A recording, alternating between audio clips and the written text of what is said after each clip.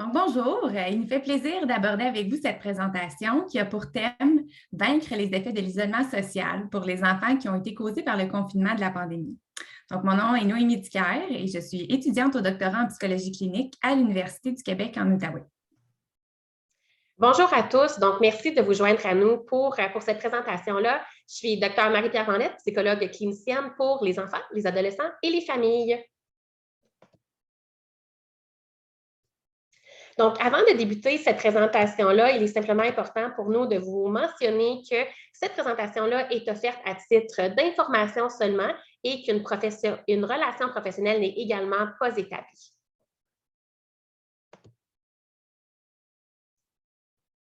Donc, lors de cette présentation, on va faire un survol de ce qu'implique le développement social ainsi que les effets de l'isolement de la pandémie sur le développement des enfants ainsi que sur leur socialisation. Nous aborderons ensuite des stratégies puis des techniques afin de pallier à ceux-ci. Donc, parlons du développement social des enfants.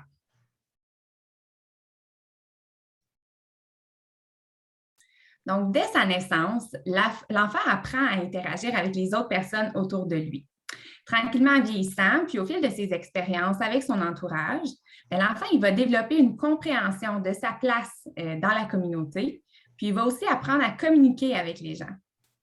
Le développement social, ça comprend aussi le développement d'amitié puis de relations importantes dans la vie. Puis c'est aussi grâce au développement social que l'enfant il apprend à gérer des conflits avec les autres. Quand il est en contact, il va vivre des petites frustrations, puis éventuellement, il va apprendre à gérer ces situations-là, puis à développer des habiletés.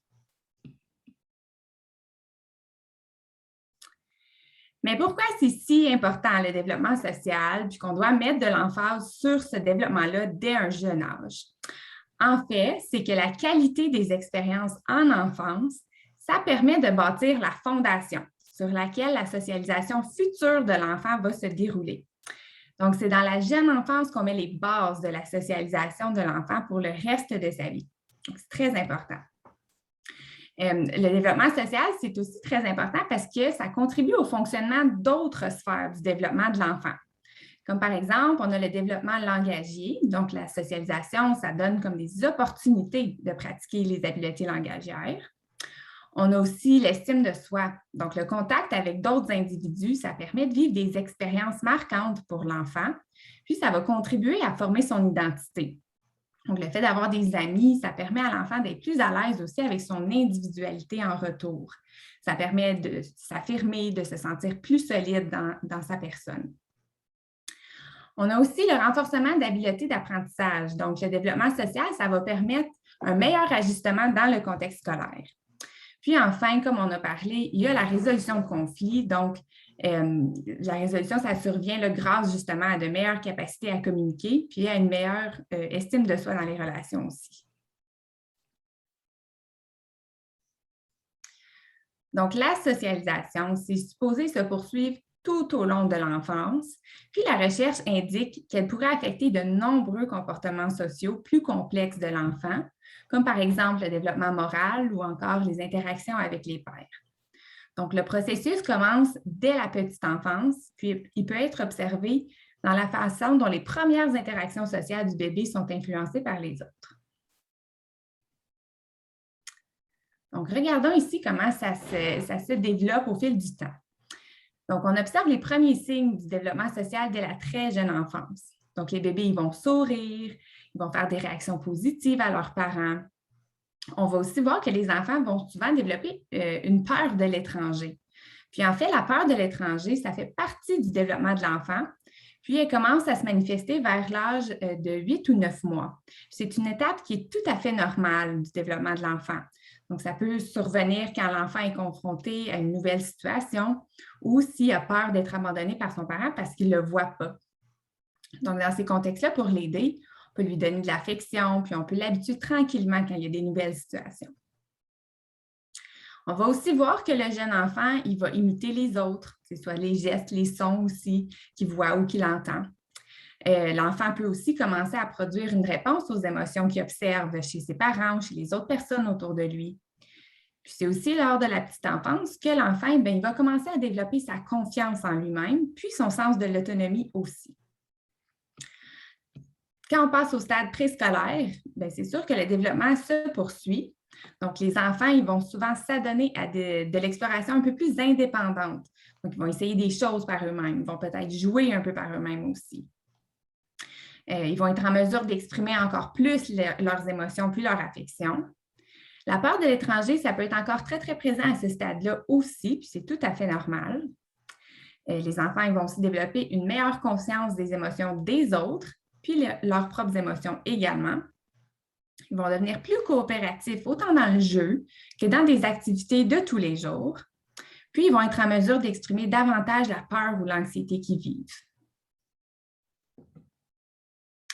Au stade scolaire, le développement va se complexifier. Donc, les amis, ça devient une partie très, très importante de la vie de l'enfant. L'enfant, il peut chercher à plaire aux autres, même à ressembler à ses amis aussi. En étant à l'école, l'enfant il va aussi développer une meilleure compréhension des dynamiques de pouvoir. Comme par exemple, il va comprendre que son enseignant, c'est une figure d'autorité et qu'il doit l'écouter. Il va aussi mieux comprendre le fonctionnement de la communauté en étant à l'intérieur de la société scolaire. L'enfant il va aussi développer un sentiment de compétence envers soi et son identité va également commencer à prendre de plus en plus forme. Donc, on va maintenant aborder les effets de l'isolement du confinement de la pandémie sur le développement des enfants et sur leur socialisation. Donc, en premier, regardons un peu ce que la recherche nous dit en matière de pandémie et de développement de l'enfant. Donc, c'est sûr que puisque les résultats de recherche concernant la COVID-19 commencent tout juste à être publiés, on vous présente ici les résultats d'une étude qui s'est concentrée à résumer 9 autres études qui s'intéressent aux épidémies et aux pandémies de l'humanité, comme par exemple le H1N1, l'Ebola, quelques études aussi qui comprennent la COVID-19. Donc, on sait que les restrictions sociales, les fermetures de magasins, des écoles, tout ça, ça contribue au stress des parents et des enfants, puis ça peut devenir des facteurs de risque qui vont menacer la croissance puis le développement de l'enfant. Donc, les études y décrivent plusieurs conséquences mentales et émotionnelles potentielles, comme par exemple l'anxiété ou la dépression chez les parents, ou un trouble de stress aigu, un trouble de stress post-traumatique, des troubles anxieux ou de dépression chez les enfants. Donc, les épidémies ou les pandémies, comme le COVID-19, ça produit des risques potentiels pour le développement de l'enfant en raison, bien sûr, du risque de maladie, mais aussi à cause du confinement protecteur, de l'isolement social et de l'augmentation du niveau de stress des parents et des soignants.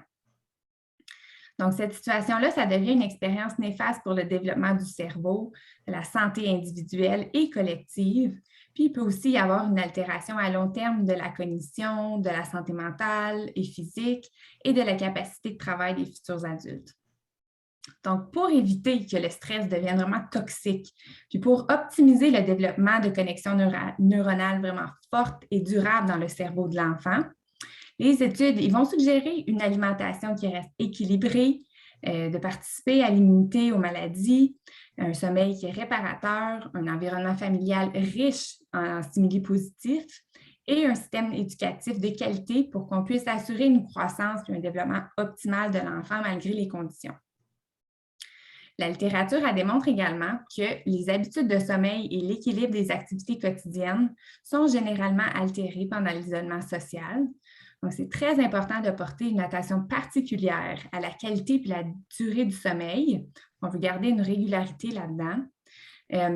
On veut aussi garder un niveau d'activité physique et de plein air comparable à avant.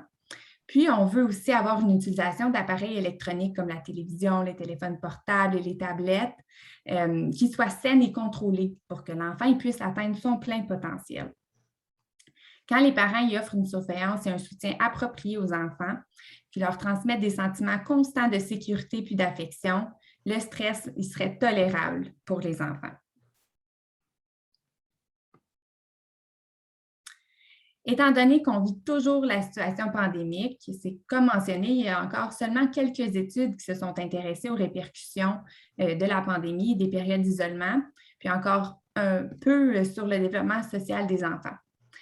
Mais spécifiquement par rapport aux études qui sont disponibles jusqu'à présent, il semble y avoir du bon, puis du moins bon aussi qui est ressorti des périodes d'isolement. Donc, du côté des comportements prosociaux, Donc, on observe une chute des comportements qui apportent un bénéfice à une autre personne, comme par exemple aider les autres, coopérer avec les autres, partager, réconforter, etc.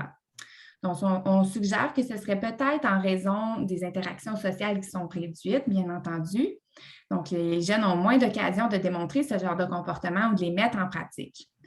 Ça pourrait aussi être en raison d'une hausse des attentes des parents dans le contexte pandémique qui est vraiment difficile pour eux. Sur le plan de la santé mentale, il y a certaines études qui soulignent qu'en fait, la santé mentale, elle s'améliore chez les jeunes, alors qu'il y a d'autres études qui voient un lien avec l'augmentation de symptômes dépressifs et anxieux. La recherche remarque également une détérioration de la santé mentale chez les parents, peut-être en raison que les parents ont travaillé vraiment fort pour absorber le choc des défis. On a aussi une recherche qui a questionné des enfants. Donc, ils leur ont directement demandé leur avis sur certains sujets par rapport à la pandémie. Donc, en lien avec l'isolement, il y a 3 grands sujets qui sont ressortis. Donc, premièrement, les enfants ont souligné se sentir en sécurité à la maison. Donc, ils disent sentir une belle protection autour d'eux, que c'est une atmosphère qui est calme, puis ils sont vraiment joyeux d'être en famille. Il y a aussi plusieurs émotions partagées qui sont rapportées. Donc, on voit beaucoup les jeunes qui vont parler d'ennui, qui ont vécu de la colère, qui se sentent submergés, fatigués, seuls. On a aussi les jeunes qui vont dire, en fait, qu'ils sont très heureux et joyeux dans ce contexte-là.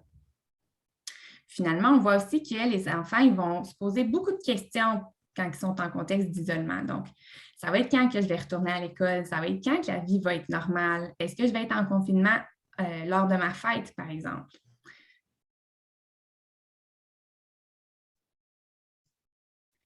Si on pense un peu maintenant à l'effet en fonction de l'âge, on voit que les attentes des professionnels sont un peu différentes en fonction du groupe d'âge. Donc, pour les jeunes enfants, on s'attend à ce que le développement social puisse prendre place à l'intérieur de la famille.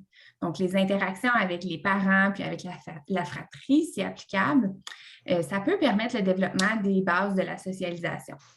Mais en contraste, pour les adolescents, en fait, il y a une recherche qui a été faite dans le contexte du confinement du printemps 2020, dans le cadre de la pandémie de COVID-19.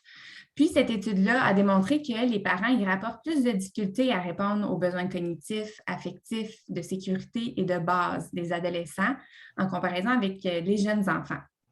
Donc, les ados, ils ont un grand besoin de contact avec les pairs. Ils ont vraiment besoin de vivre ce contact-là pour apprendre à naviguer des situations sociales plus complexes. Donc, ce serait un peu plus inquiétant là, au niveau des adolescents. Quand on pense à tout ça, on peut comprendre que depuis le début des temps, les humains ils fonctionnent en groupe afin de pouvoir s'entraider à survivre, comme par exemple aller chercher de la nourriture ensemble, prendre soin des petits, se protéger des menaces, se réchauffer, se réconforter. Donc, c'est comme un peu écrit dans nos gènes qu'on a besoin de connecter avec d'autres personnes. Donc, quand on se retrouve à ne pas pouvoir remplir ce besoin de connexion-là, c'est normal de ressentir des effets mentaux, physiques, émotionnels comme la colère, la fatigue, l'irritabilité, la tristesse et autres. Donc, avec les fermetures, il y a beaucoup d'enfants ou de jeunes qui ont manqué des occasions de se développer. Donc, les enfants et les jeunes n'ont pas bénéficié autant de la stimulation cognitive et sociale qu'ils obtiendraient normalement en dehors de chez eux. Donc, dès la naissance d'un enfant, la socialisation, ça joue un rôle très, très important dans son développement, qu'il s'agisse d'apprendre à partager ou de perfectionner ses compétences linguistiques. Donc, avec l'éloignement social, les enfants ont manqué des occasions de jouer et d'être en contact avec les autres. Donc, dans une étude auprès de populations qui sont particulièrement isolées, comme les soldats ou les astronautes, il y a des chercheurs qui ont remarqué que la socialisation, dans le fond, ça fonctionne un peu comme un muscle. Donc, quand on n'utilise pas un muscle pour vraiment longtemps, ce muscle-là, il tend à s'affaiblir. Puis quand on décide de se remettre à travailler ce muscle-là, on peut se sentir un peu stressé à l'idée de retourner au gym. Puis en faisant les exercices, on peut avoir plus de difficultés puis de douleurs aussi qu'avant. Mais tout ça, c'est la même chose qu'avec la socialisation. C'est normal de se sentir un petit peu maladroit dans nos habiletés sociales quand on retourne dans un contexte social. C'est aussi normal d'avoir un peu de stress ou d'inconfort à l'idée de se remettre à s'exposer socialement. Donc, un certain malaise, une anxiété ou une intolérance même à certaines choses qu'on tolérait très bien avant, c'est quelque chose de tout à fait normal chez nous et chez nos jeunes également.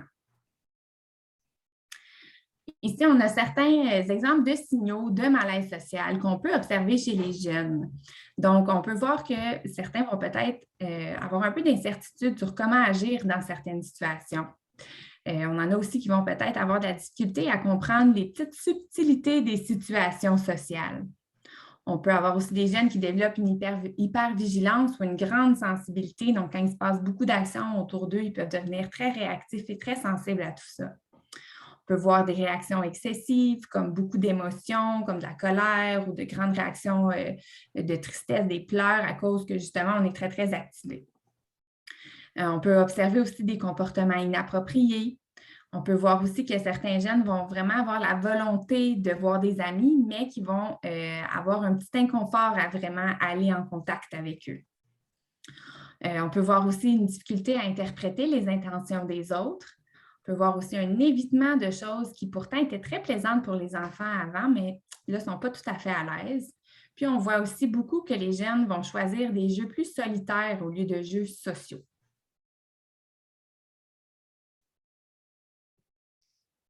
Et maintenant, chez les enfants pour qui l'anxiété en lien avec le retour à la normalité est particulièrement problématique, il est aussi possible qu'une anxiété vis-à-vis des situations sociales soit à la source. Donc, c'est important de simplement se familiariser avec le fait que l'anxiété est souvent comprise lorsqu'il y a une anticipation et que l'enfant va se projeter dans le futur alors qu'il va surestimer un scénario catastrophique qui pourrait arriver et qu'il va aussi sous-estimer ses habiletés de gestion face à cette situation-là. Pour plus d'informations sur l'anxiété, le stress, ainsi que des stratégies pour mieux soutenir les enfants et les adultes, il va y avoir d'autres présentations qui vont être faites en novembre par l'équipe également du CIFEO. Donc, pour retourner au contexte anxiété en contexte sociaux, il peut y avoir, par exemple, chez les enfants, les adolescents, des pensées qui vont ressembler à, je vais dire quelque chose de stupide. Ils ne vont pas m'aimer. Les autres personnes vont voir que je suis anxieux.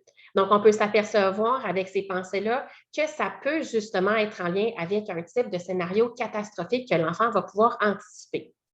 Une fois que ces pensées-là sont déclenchées, il va y avoir des sensations physiques qui vont se manifester. Donc, l'enfant ou l'adolescent peut avoir des maux de ventre, peut avoir des rougissements, de la transpiration, des tremblements, des tensions musculaires et même de l'irritabilité. Et donc, suite à ça, les émotions qui vont pouvoir être ressenties chez les enfants, les adolescents, vont être, par exemple, de la colère, de l'inquiétude, de la gêne, de la honte, de l'impuissance et même de la tristesse. Et donc, tout ça qui va mener à des comportements comme, par exemple, un refus d'aller à l'école. Peut-être l'évitement de nouvelles activités ou de nouveaux lieux. Peut-être de demander à un parent d'être présent lors d'une nouvelle situation sociale. Ne pas répondre à d'autres personnes qu'on ne connaît pas. Pleurer, faire des crises, marmonner, éviter le contact visuel ou préférer de rester à la maison plutôt que de voir des amis. Donc, afin de soutenir les enfants, les adolescents, avec certaines stratégies, des techniques, on va tout d'abord aborder le concept de la résilience. Donc, le concept de la résilience, ça implique d'être capable de se remettre des difficultés ou des changements. Donc, comme on a vécu tous collectivement avec la COVID 2019, donc on a tous eu besoin d'utiliser certaines ressources internes et externes pour faire face à tous les changements, les transitions qu'on a vécues. Donc, souvent, la résilience va nous permettre justement de rebondir à la suite de difficultés et de défis. Ce que la recherche démontre, c'est que les personnes qui font preuve de résilience vont pouvoir gérer aussi plus efficacement et s'adapter aussi plus facilement au stress et aux situations difficiles de la vie. C'est important aussi de peut-être noter que d'être résilient, ça va aussi avec le fait d'avoir une bonne santé mentale et donc d'équilibrer aussi les différents aspects de la vie, que ce soit autant physique, intellectuel, social, émotionnel et même spirituel. Donc, ça implique aussi nos façons de penser, nos façons de ressentir, nos façons d'agir et d'interagir avec les autres personnes.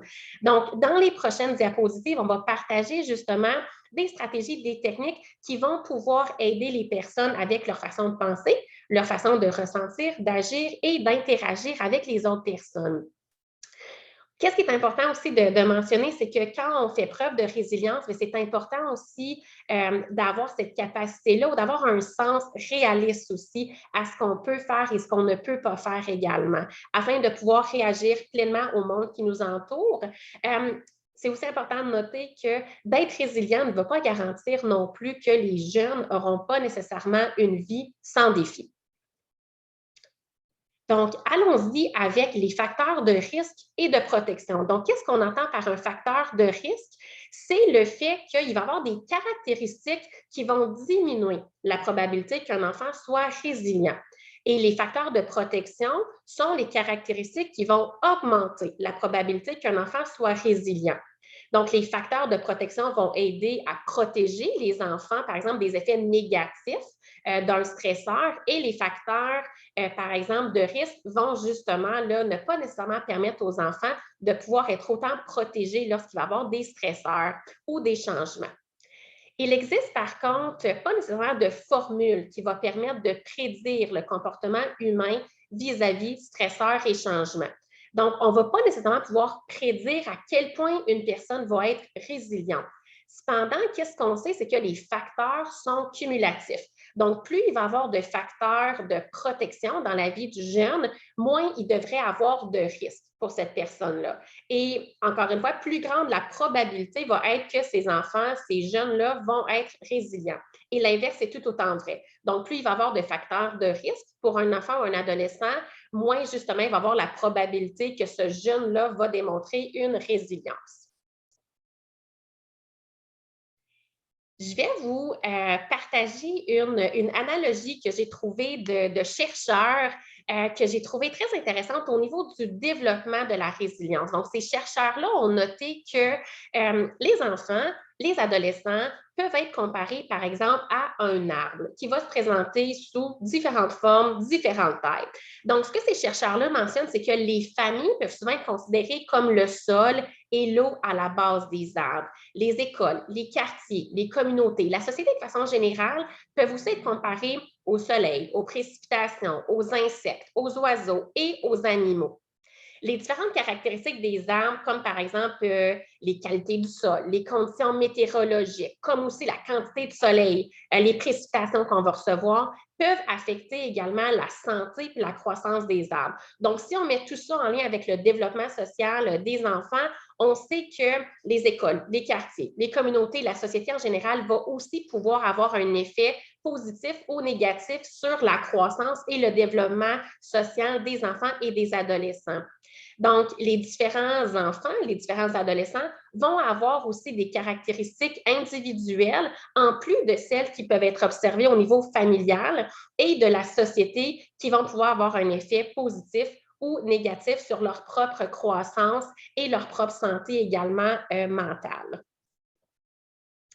Donc, au niveau des facteurs individuels clés, on s'aperçoit que le tempérament est un des facteurs clés individuels principal.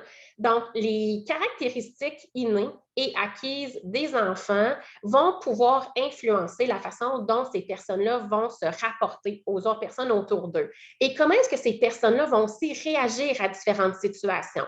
Donc, par le tempérament, on peut entendre tout ce qui va concerner le niveau d'activité, la capacité d'adaptation, l'humeur, la durée d'attention. Et selon la combinaison des différentes caractéristiques, on peut entendre qu'un enfant ou un adolescent peut avoir un tempérament facile ou difficile. La recherche va démontrer qu'environ 40% des enfants pourraient avoir un tempérament qu'on pourrait nommer comme étant facile. Donc, ce qui veut dire que ces enfants-là vont s'adapter particulièrement bien aux changements ou aux différentes transitions et que dans la plupart des situations, ils vont avoir une humeur positive. Il y a d'autres recherches qui vont démontrer toutefois qu'il y a des enfants qui vont démontrer plus un tempérament difficile. Donc, ce qui peut être entendu comme un enfant qui va démontrer une humeur peut-être un petit peu plus négative parce qu'il va être plus renfermé, plus timide, il va avoir une plus grande difficulté aussi à s'adapter aux changements et pour avoir plus facilement également des réactions émotionnelles vis-à-vis les transitions ou les différents stresseurs. On aborde aussi comme facteur individuel les forces d'apprentissage. Et ça réfère au fait que les enfants, les adolescents vont assimiler, vont appliquer l'information aussi dans leur environnement. Donc, dès la naissance, les enfants vont observer, ils vont s'imprégner aussi du monde qui les entoure. Donc, en écoutant, en interagissant avec les autres personnes, les enfants vont commencer à développer leurs compétences linguistiques avant même de parler. On a aussi les sentiments, les émotions et le concept de soi. Donc, sentiments, émotions, la façon dont cela est compris, c'est vivre des émotions, exprimer des émotions, ça fait partie de la vie. Ce sont des expériences également naturelles pour chacun des êtres humains. La recherche va montrer qu'entre la naissance et l'âge de 2 ans, les enfants apprennent beaucoup à gérer apprennent beaucoup, sur la façon de contrôler leur colère et leurs états émotionnels. Et souvent, leur apprentissage peut se faire beaucoup en observant les autres personnes autour d'eux. Au niveau du concept de soi, le concept de soi réfère à l'identité de la personne. Donc, comment est-ce que l'enfant et comment est-ce que l'adolescent se voit dans différents rôles et dans différentes relations sociales. Donc, un concept de soi positif va être développé, va être renforcé aussi par la personne comme telle au fur et à mesure qu'elle va être investie dans des relations où elle va obtenir des messages positifs ou une influence également positive de la part de sa famille et de son environnement. Au niveau des façons de penser, donc les façons de penser, c'est référé aux pensées, donc les mots, les paroles que chacune des personnes ont dans leur tête. Il y a aussi le discours intérieur qui est important à considérer au niveau des façons de penser, qui va être utilisé aussi lors de la résolution de problèmes, lors de la planification des situations et lors de la régulation émotionnelle pour les enfants et les adolescents.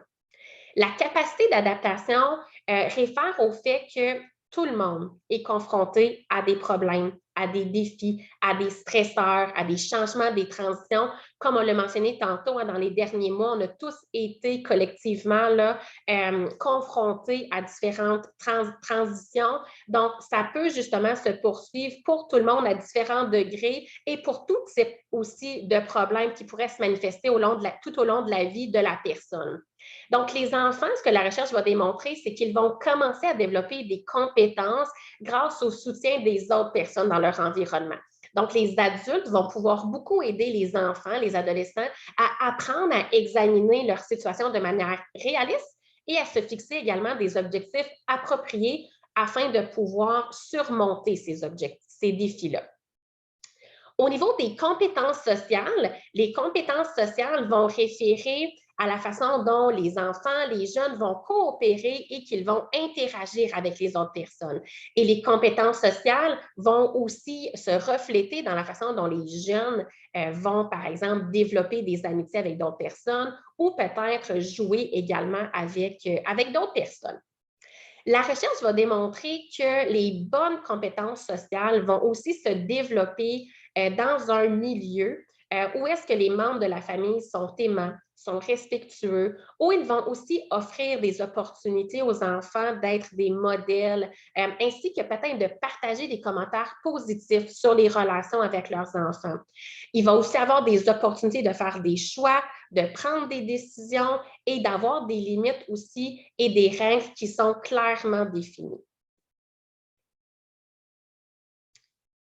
Donc, on va maintenant partager des stratégies, des techniques, tout simplement pour tenter d'optimiser la résilience des jeunes lorsqu'ils vont justement vivre des stresseurs, des transitions, des défis au niveau du quotidien.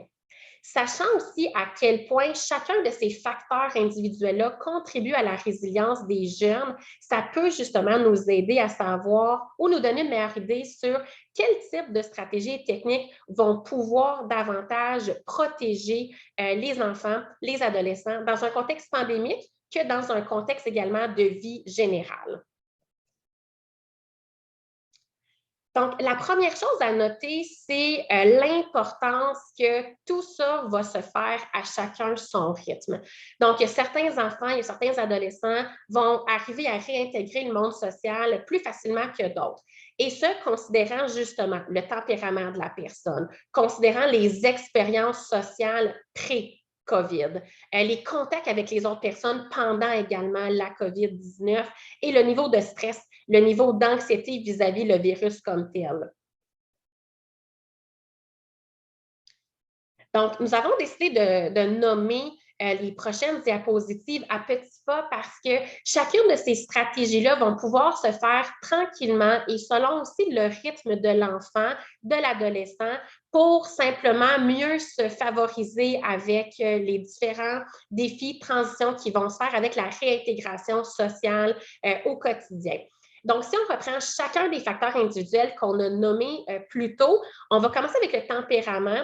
Donc, qu'est-ce qui peut être important de considérer, c'est d'apprendre à reconnaître les différences de tempérament chez les enfants afin de les aider justement à s'adapter à des situations sociales nouvelles, afin aussi de leur permettre de répondre à chacune des autres personnes avec qui ils vont pouvoir interagir, mais selon leurs besoins, selon leurs habiletés et selon leurs compétences aussi.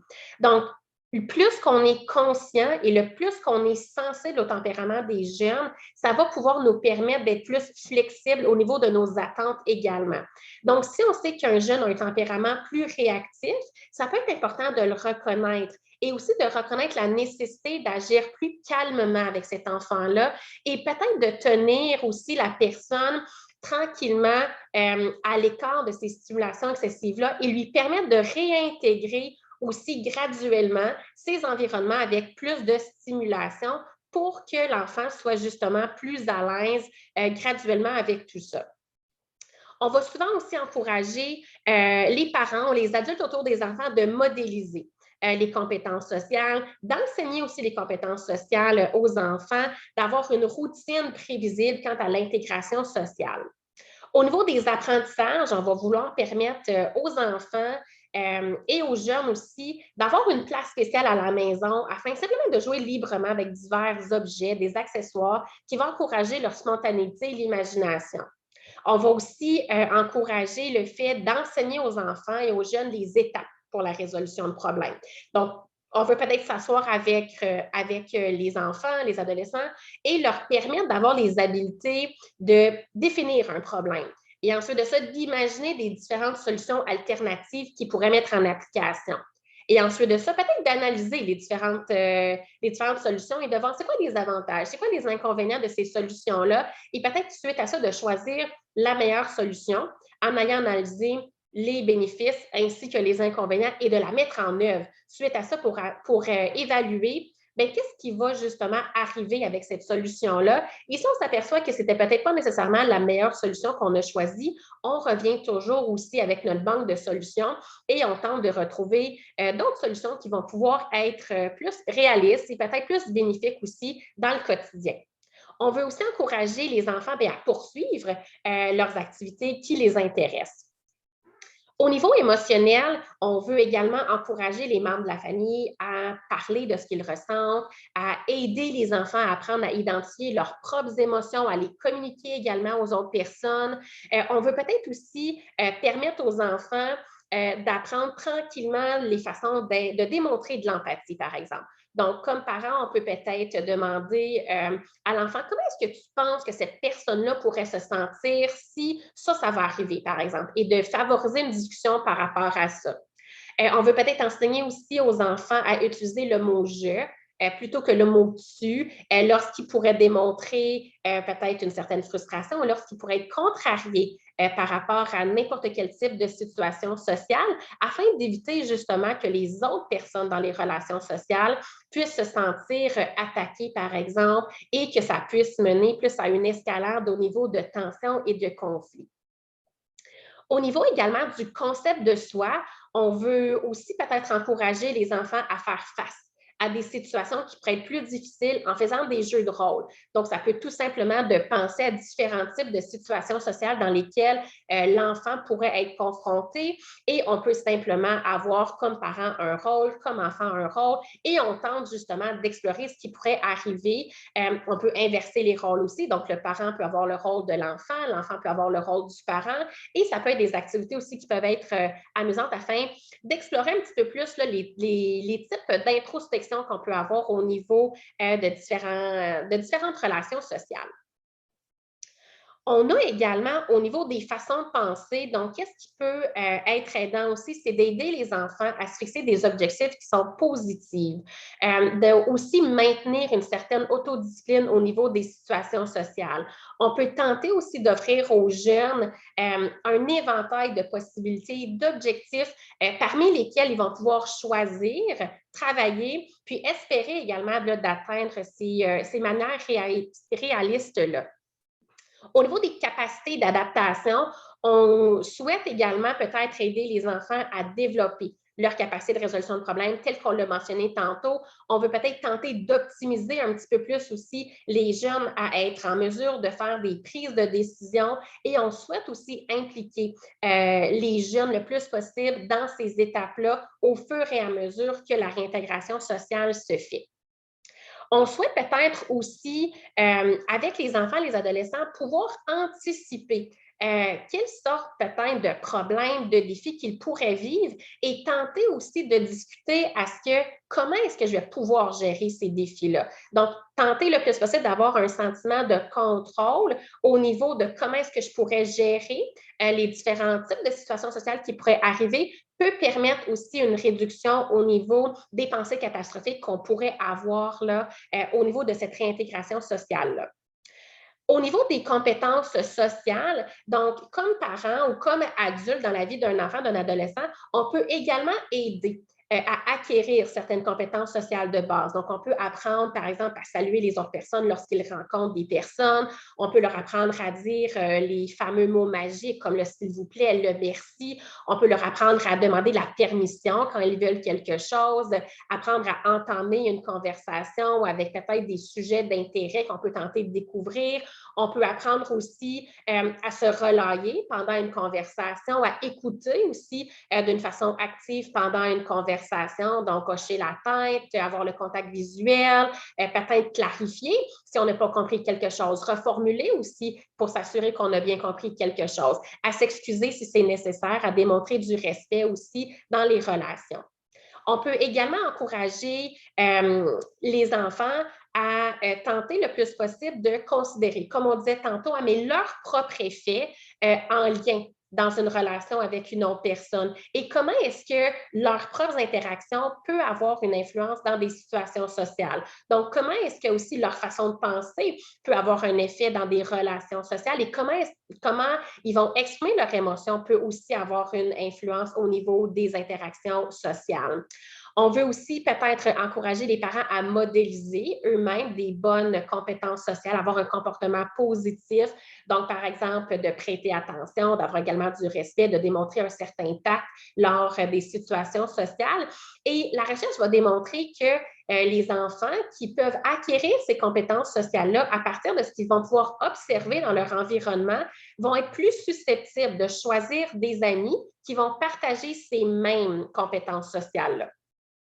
On veut peut-être aussi créer de petites occasions de rendre visite à des amis en toute sécurité, en respectant les mesures sanitaires aussi, les restrictions, et à également approfondir un petit peu plus le développement des compétences de conversation pour les enfants qui peuvent avoir peut-être un petit peu plus de doutes par rapport à leur propre capacité d'expression dans la réintégration sociale. Et maintenant, ce que nous allons aborder, c'est plus au niveau de graduellement la réintégration sociale, à quel point ça peut être important de commencer par des situations qui sont familières. Donc, le plus possible, par exemple, de recommencer cette réintégration sociale avec des gens connus et tranquillement d'ajouter peut-être graduellement des gens qu'on connaît un petit peu moins, encore une fois, tout en respectant les mesures sanitaires et les restrictions qui sont en place pendant la durée de la pandémie, de s'assurer aussi que il va y avoir certains moments qui vont être dédiés aussi là, aux moments sociaux et de peut-être choisir avec l'enfant ou même l'adolescent aussi, si cela s'applique, différentes étapes dans lesquelles l'enfant pourrait être à l'aise et peut-être d'augmenter aussi le niveau de difficulté pour permettre à l'enfant aussi d'aller explorer un petit peu plus les pensées qu'il peut avoir à ça et peut-être aussi des façons qu'il va pouvoir utiliser pour les confronter, ces pensées-là. Et je tiens à mentionner également, encore une fois, qu'on ne va pas nécessairement discuter de toutes ces stratégies-là, de toutes ces techniques-là pour aller gérer, par exemple, l'anxiété ou le stress qui peut être fait pendant cette réintégration sociale-là et qui va avoir des présentations qui vont pouvoir être faites là, plus tard dans le mois de novembre pour vous donner un petit peu plus d'outils pour mieux soutenir et mieux outiller les enfants là, par rapport à tout ça.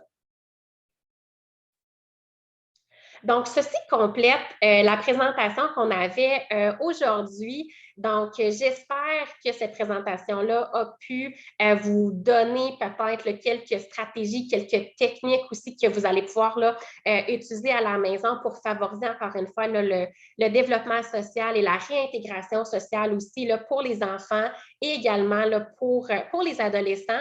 Donc, ici, nous avons préparé là, les références pour si vous avez là, des questions, si vous souhaitez peut-être approfondir un petit peu plus, vous pouvez certainement là, consulter ces références-ci. Donc, je vais peut-être laisser là, quelques secondes à la diapositive afin que vous puissiez voir là, les différentes ressources qui vous sont proposées.